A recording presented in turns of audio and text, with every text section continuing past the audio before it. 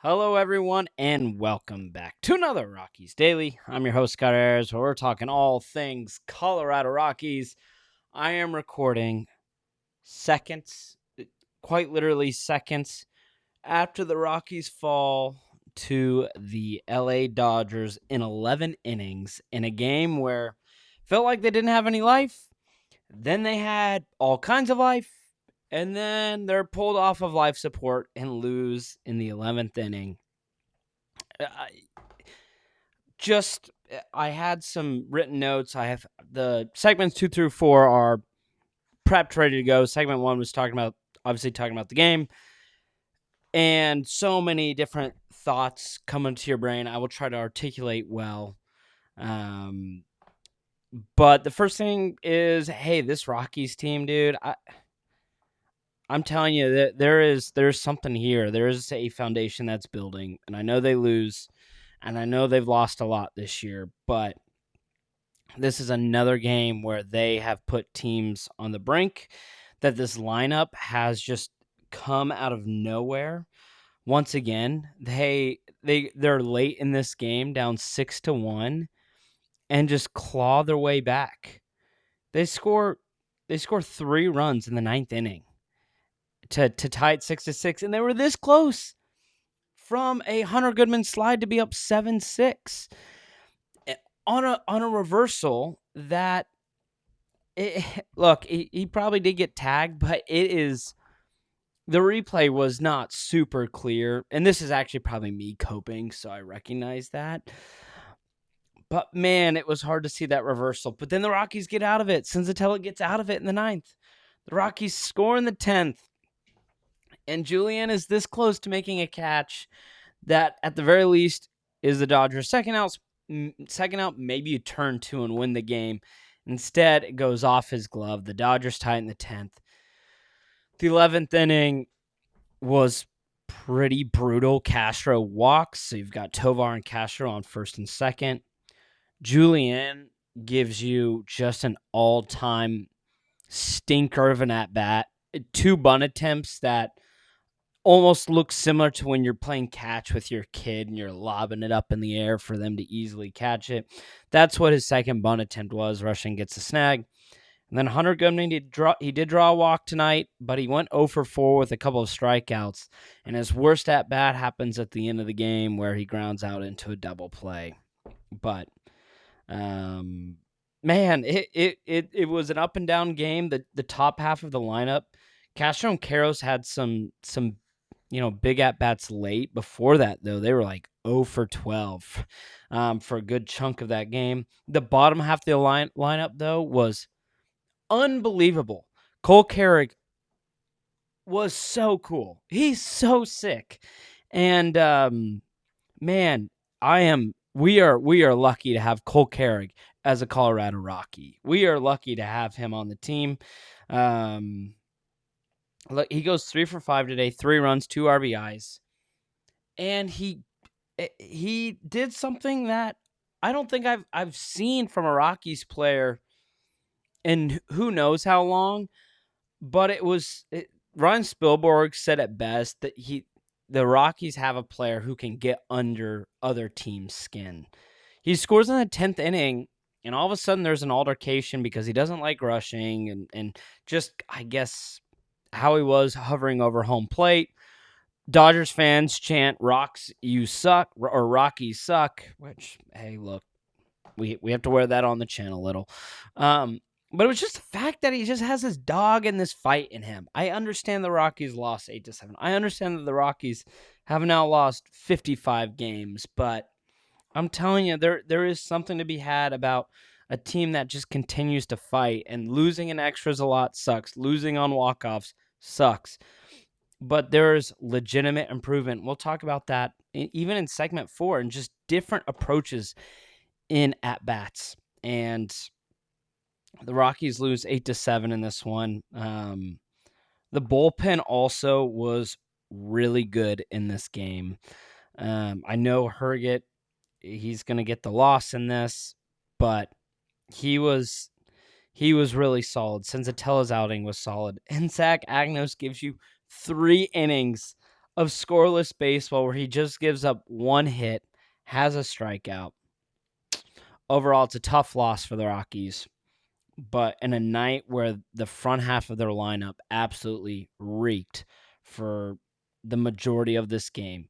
You got key contributors from so many guys, and I do have to give a shout out to Ezequiel Tovar because his approach to the plate tonight was great. He goes 1 for 3, but had a big time sac fly in the second in an inning where the Rockies could have had an opportunity to pile on a bunch of runs. At least Tovar was able to drive in one. He has a home run. His patience overall at the plate was just really impressive and really needed to see. But yeah, Carrig, Freeman, McCarthy, and Tovar all having really good games at the plate. Unfortunately, Rumfield, Goodman, Julian, Castro, not great stuff. But still, Rockies fall 8-7. I want to just talk about the game for the whole show, but we got 4 segments to get to. Man, tough loss, but really, really proud of the fight because I think this is a game that happens a year ago. The Rockies fall 6-1 after a bad start from your starter, and you lose like 13-2. But they just stuck with it, man. They just stuck with it, and makes you hope for brighter days ahead. But tough loss, but there is a fight in this team that is just at least appreciated. Still sucks to lose a lot, but it's appreciated to see just them having some legitimate spirit in these games, and it helps when you have absolute dogs like Cole Carrig on your team, and hopefully will be on your team for many years to come. Then let's talk about a guy who can maybe be an impact player for the Colorado Rockies in the future, and that's Zach Veen. He just won Player of the Month. In fact, Rockies club information: AAA outfielder Zach Veen has been named the Pacific Coast League Player of the Month for June after slashing .366, .385, .782, leading the league in hits, doubles, triples, and leading all of Major League Baseball in total bases. Zach Veen has been a monster in AAA this year. He has just been so good, and it is so welcome to see because, hey, this was the top prospect for many years. He was the guy I talked about for many years, and then he made his appearance at the Major League level, and it was an absolute stinker of an appearance. He wasn't ready yet. And what does he do? He starts this season in AAA, where he has just been unbelievable. He's been so good. His swing has looked great. 16 bombs on the year. And now he's in a position where it does feel like at some point this month, Zach Veen's going to get called up and he's going to have an opportunity to play with who knows who, right? Like, what will the Rockies do at the deadline? We'll just have to wait and see. But one thing I feel certain about is Zach Veen will be out at the Major League level by the end of this year. And we'll talk about kind of Brett Pill and the rest of this staff and how they've just worked with players, especially at the Major League level. But it's clear Veen has put in the time over the course of the offseason. Obviously, how he's played so far in AAA. We saw his frame in the offseason. It was like, whoa, this dude means business. I don't know what's going on, but he's taking it seriously, and it's really paid off. So to see Zach Veen have so much success is very refreshing. And now you just hope that it can translate at the Major League level. And we've now seen that with a couple of guys already. Kyle Karros has translated this season at the Major League level.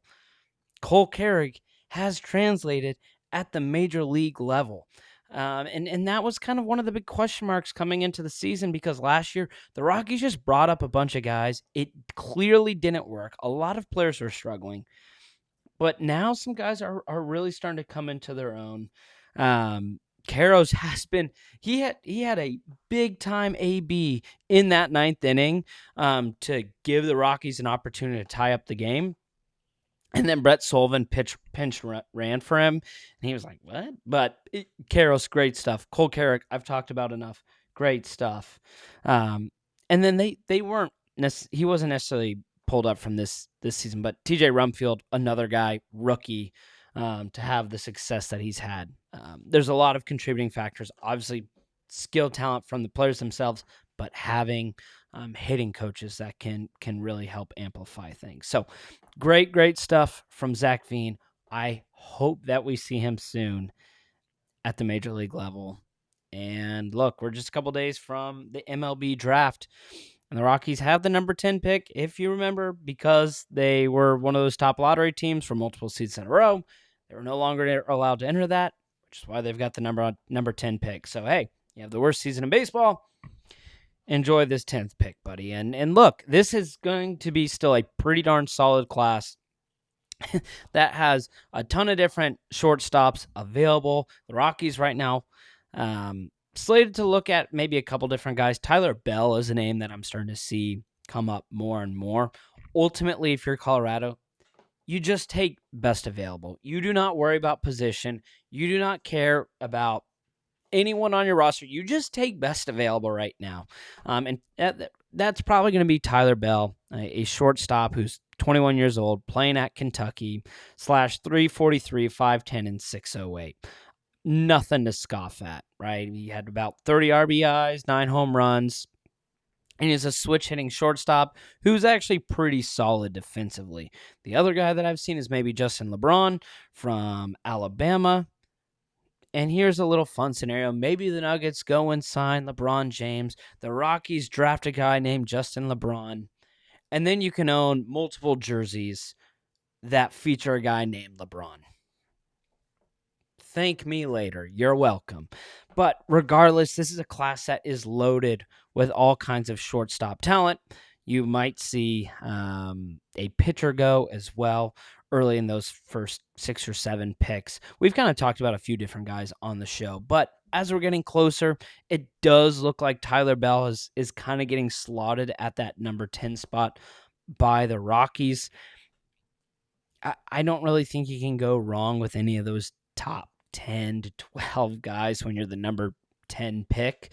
You're going to just have whoever kind of falls to you at that point. So, I don't mind seeing. New York Times wrote the Rockies will probably lean towards going with a position player over pitcher. I think the Rockies just need to go with whoever's best available at that point. And right now, it's looking like Tyler Bell from Kentucky, but still a few days away. There will still be more to talk about. I will spend much more time talking about this when we're about a day or two out. But get Tyler Bell on your radar because he could be the guy that ends up as that number 10 pick for the Colorado Rockies. Let's end today's show, though, talking about one of the things that the Rockies have improved on, and that is striking out. The Colorado Rockies, for the last, since 2022, 2023, they've had a serious problem of just being freaks at the plate and just striking out at complete nonsense. And in 2024, they were dead last. In 2025, they had a nice improvement to being second worst with a strikeout and their strikeout percentage. 2023, they were about third or fourth worst. And they started this season in the month of April March and April as the second worst team in baseball. This was a graphic that got put up actually during the game tonight. They were 29th in March and April, and then you just start to see the improvement. 21st in May, 11th in June, and July obviously being early with just a few games so far in the month of July. But second in that strikeout percentage. And if you notice too, there is a noticeable climb or decline, I should say, of 25%, 22%, 21%, 16%. It's a nice game. They strike out 7 times, and a game that went 11 innings. Their at-bats are just far more patient. And as I mentioned, you have to credit Brett Pill and company for, some of the work that they've been able to do. You have to also credit, though, some of these veteran guys from coming in and just being much more patient at the plate, excuse me. Willie Castro's been great about it. Rumfield and Johnson have been really good about it. McCarthy's been good about it. That overall just makes a better impact. Hunter Goodman is still going to strike out a gazillion times. You make up for it, though, because of his power. It's what are these other guys able to do? Are they able to avoid strikeouts, put balls in play, and give this team an opportunity to drive in runs? And they've done a pretty darn good job about that, especially in the last month and a half of baseball. Overall, the rank is still like 20th in baseball right now, if you just looked at full season stats. But man, that is still such a needed jump from what we have seen in years past. And there's still a huge room for improvement. So if your lineup's already providing this sort of success, gosh, if you're able to develop a little bit more, if you can tell Tovar, hey, let's show a little bit more patience at the plate, I think there's just more good things to come. And so it's worth highlighting. And it is funny to have kind of more of an overall positive episode after a game where the Rockies lose in a pretty gut-wrenching fashion. But this episode, if there's a theme to it, it's just all about how this team has just continued to improve. And I think that's what we've all just really needed to see. How will the Colorado Rockies improve from a season that was not only their worst, but was one of the worst in the history of the sport? How do you improve from that? How do you actually see marginal success beyond saying like, hey, we're going to win more than 43 games this year? And we're just seeing it in a lot of different areas. Mainly focused on the lineup. Pitching still needs some serious help, but this is a start and a positive one at that. And so with that, I'll leave you to it. That does it for another Rockies Daily. A late night recording here, but look, had to battle through it. Had to watch till the very bitter end. A tough loss. But this team has some fight, and you don't get that a lot from teams that are close to 20 games under 500. Just makes you excited for what is to come for the future of the Colorado Rockies. That'll do it. If you enjoyed the video, make sure to hit that like button, subscribe, share with your friend, your mom, your dad. I don't care. Just share the show, for crying out loud. We're just trying to grow this thing. And if you got to this point of the video, thank you so much. I hope you have a wonderful, wonderful Tuesday. Have a great day, and I will see you tomorrow.